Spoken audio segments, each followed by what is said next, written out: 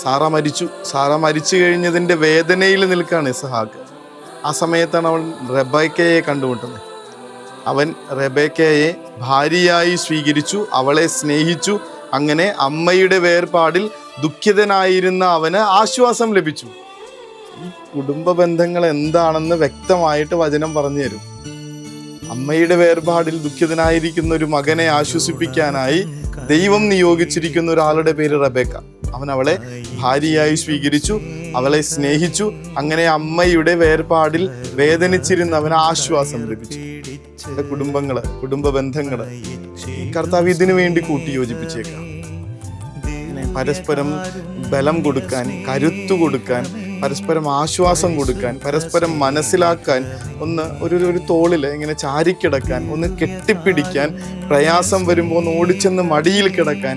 കുടുംബത്തിലല്ലാതെ വേറെ എവിടാണ് ഇതൊക്കെ നടക്കണേന്ന്? ശരിക്കും പറഞ്ഞാൽ ഈ ഒരു കൂട്ടിരിപ്പിന് വേണ്ടിയിട്ടാണ്.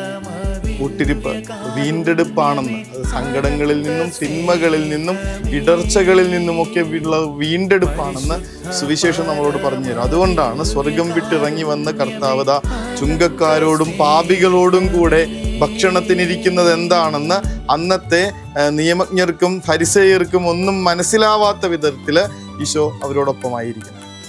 എന്തുകൊണ്ടാണ് അവരുടെ കൂടെ ഇരിക്കണം? കാരണം വീണ്ടെടുക്കണമെങ്കിൽ, തിരിച്ചു കിട്ടണമെങ്കിൽ ഈ കൂട്ടിരിപ്പ് അത്യാവശ്യമാണ്. ഒപ്പം ഇരുന്ന് ബലപ്പെടുത്തുകയും ആശ്വസിപ്പിക്കുകയും ചെയ്യേണ്ടത് അത്യാവശ്യമാണ്.